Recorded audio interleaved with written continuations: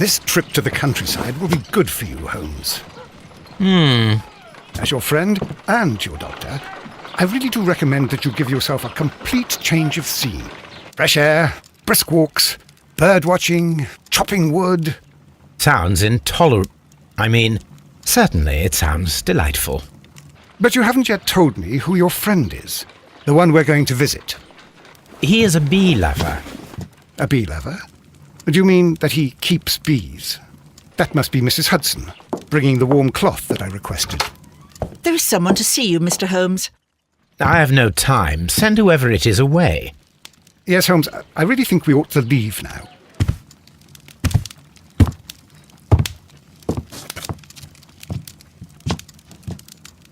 Mycroft. Sherlock. Oh, Mr. Holmes? Perhaps you don't remember me. I'm Dr. Watson. We met at the Diogenes Club a few years ago. I documented our encounter in a short story I gave the title The Greek Interpreter. He does remember you, Watson. My brother remembers everything, and that is why he is so valuable to the government. We're about to depart for the train station. I know. You know? Sherlock, I need your help. There are people who presently threaten both our country and the Crown itself. You must help us with those methods of yours. Need? Help? Those are not words I would readily associate with you, Mycroft. I wrote you a letter, but you did not reply. And this is not about politics. It's about people. People similar to those whom you pretend to defend in your petty detective affairs. Everything is about politics with you, Mycroft. I'm not interested. Have some of your agents, your spies, or worse, undertake this job of yours. You are defending your people, and they have little to do with the people I choose to help, I can assure you. That is the point. You think exactly as they do. Who are they? The Merry Men. He is talking about the Merry Men, a band of idealistic terrorists. Sherlock, do please think about it.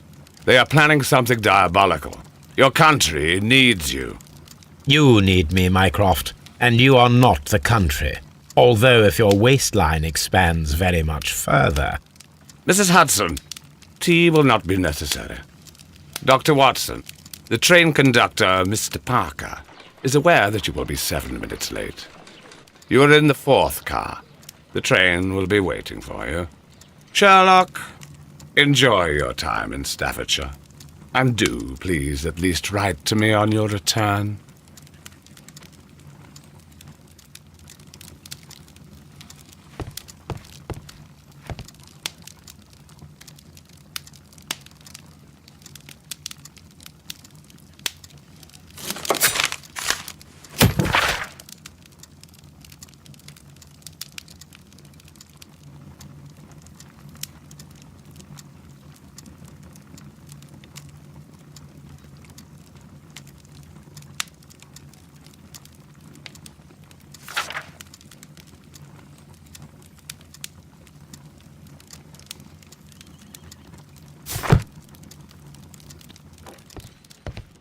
Watson, I'll hold a cab for us. We leave in 5 minutes for the station.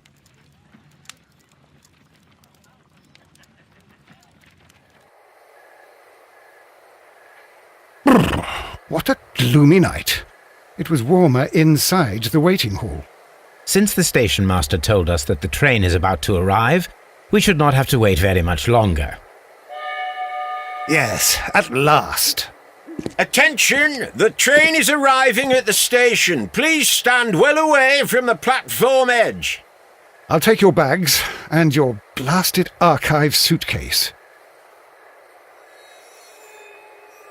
But, Holmes, the headlight. It's faded away. Something is wrong. I can't hear any sound from the incoming train. Excuse me, sir. Can you explain what has happened? I don't know. It's as if the train vanished into thin air. Holmes, say something. Quick, fetch a lantern and let us take a look. It's too dark. Only fog and rails, nothing else. There is no use in stumbling around here at night.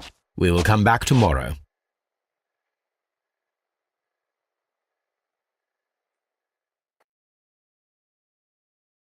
Well, here we are again at Evesham Station.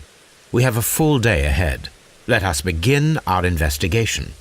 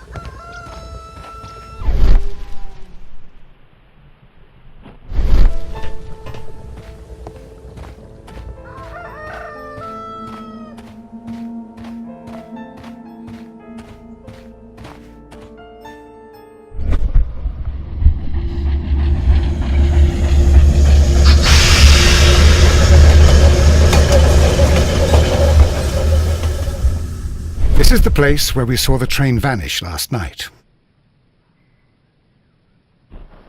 A discarded item, possibly thrown from the train. There are no tracks or footprints on the ground. Railway sleepers, nothing unusual. The rails have not been touched. There's nothing unusual here. There are no signs to indicate that the train ran off the track, nor are there any other traces. There is nothing whatsoever. There are no clues. But then, a negative result is also a result. Oh, I see what you're getting at. No clues and you're smiling. Yes, Watson, I do smile on occasion. This mystery appears very promising.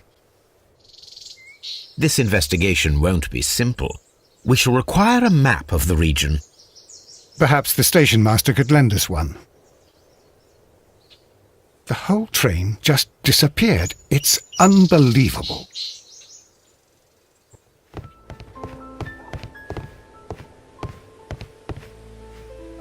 Good morning. Allow me to introduce myself. My name is Sherlock Holmes, and this is my friend and colleague, Dr. Watson. Yes, I remember you. I'm Station Master Everett. You were here last night. So, you are Mr. Holmes, the great detective. Will you be investigating what happened? I shall indeed. It is extraordinary that an entire train could disappear like that. And to think of all the poor people inside it, the passengers, the driver.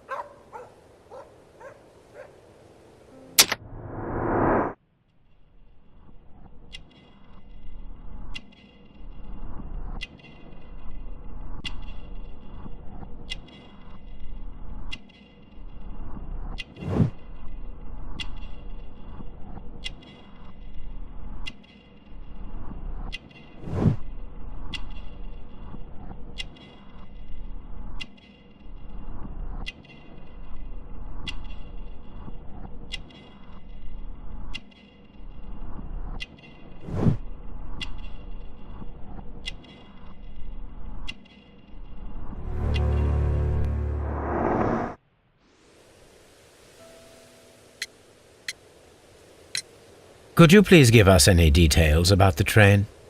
Well, there was nothing so very special about it. At least not that I can recall. My memory's not what it used to be. However, if you need it, you can have the train composition report. It's inside my office.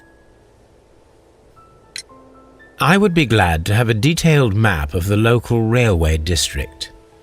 But of course, please, take the one that's pinned inside the waiting hall. See you later, my good man.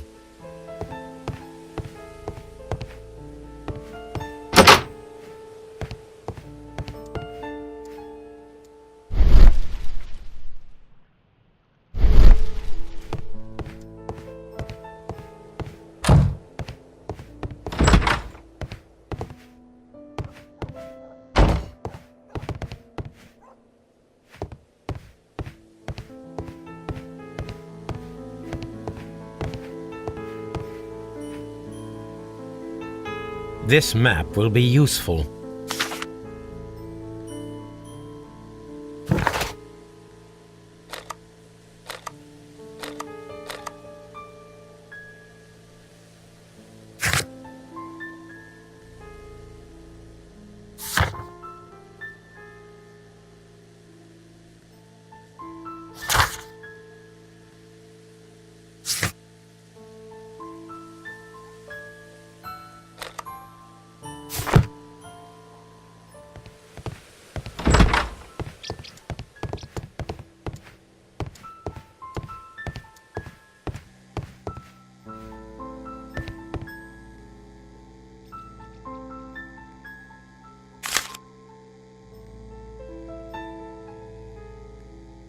A new telegram.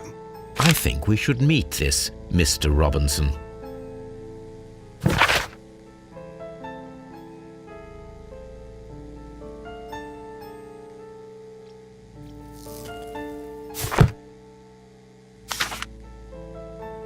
Here is the train set.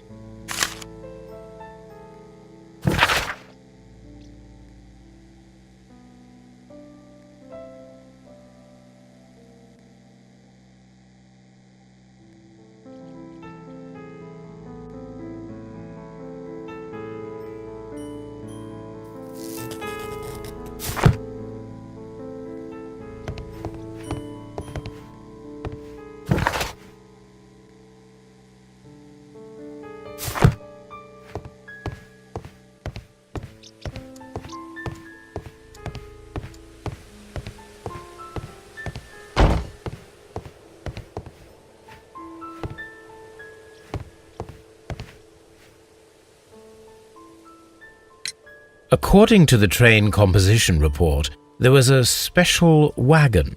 What does that entail? That's a highly secure car, ordered by a private party. It is generally to carry something of value. Those wagons have iron walls, you know, without any windows, and they're fitted with a complex key lock.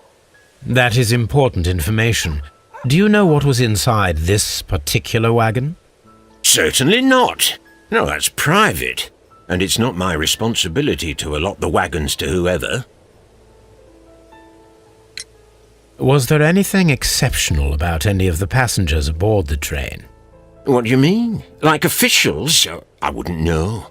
Oh, but now that you mention it, yes, there was something. There was a message from Bridlington station saying that the train had been delayed because of an issue with the passengers. What kind of problem that they didn't say? That is interesting. You mentioned a problem at Bridlington station. I should like to visit this station. Could you mark it on the local map? Of course. It's a suburban railway station. You might take a cab there. See you later, my good man.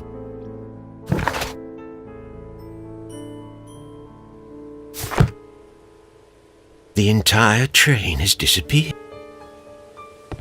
The whole train just disappeared. It's unbelievable.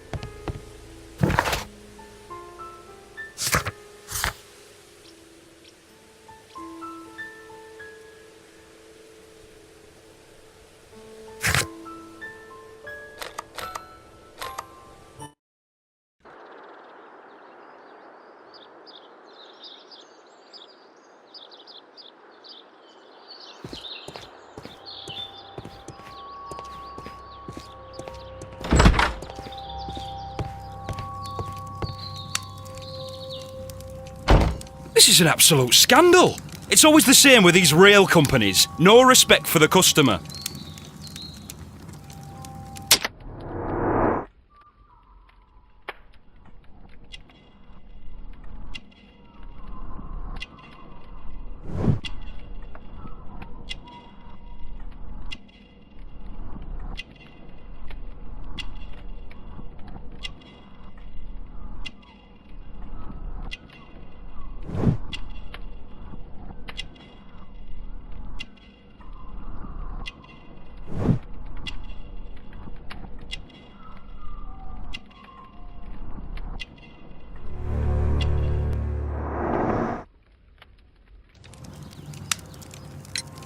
Please calm down, sir. What is your concern? Concern? What is my concern? I'll tell you what my concern is. Last night I were on the train as usual with my colleague, heading home. Then along came this ridiculous ticket inspector, who started arguing that our tickets were invalid. He made us get off the train, and he was extremely rude about it.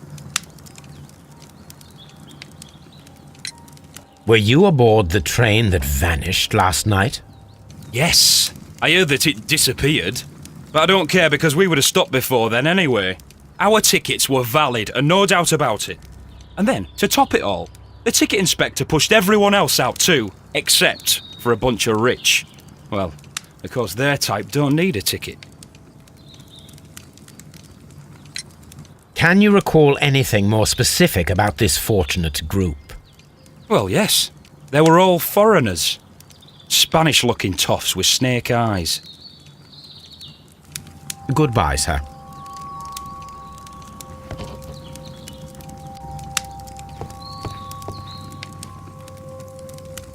Good day to you, sir. Good day. To whom am I speaking?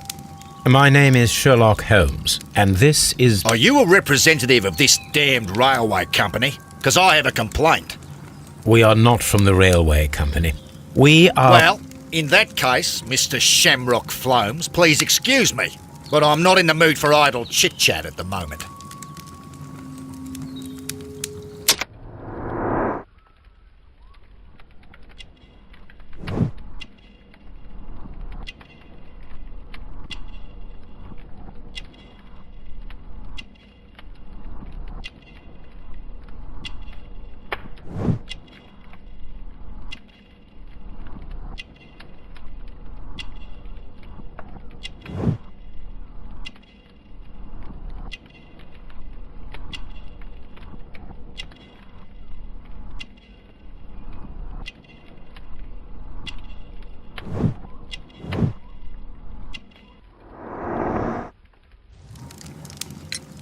You must be Mr. Robinson, is that correct? Yes? I am leading the investigation of the disappearing train. It would help if you could answer my questions. Ah, well, all right. I have nothing to hide. I presume it was you who placed the order for the special wagon. Yes. It was to transport my valuable prototype safely to London. My prototype is a revolutionary device. It is capable of producing electricity. I'm a businessman and an engineer.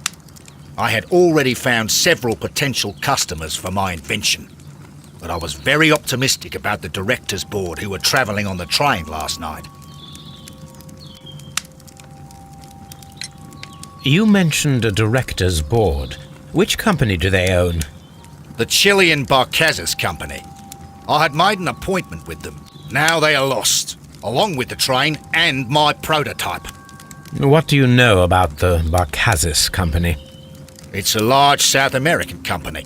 They showed a great deal of interest in my prototype, and they seemed wealthy enough to do business with. This revolutionary machine of yours, was it very valuable? For God's sake, sir, it is priceless. It could change the world we live in, and yet I was selling it for almost nothing. I am a humanitarian, you see. I do not know if I will ever be able to get over this disaster. I cannot believe that it disappeared with that damned train. Mr. Robinson, could you please clarify? Were you travelling alongside your prototype? Yes, I was. But I had to step off the train. And all because of this stupid station master. I received a telegram declaring that an important person, a Mr. Bromsby, wished to see you in the waiting room. I merely informed you of this.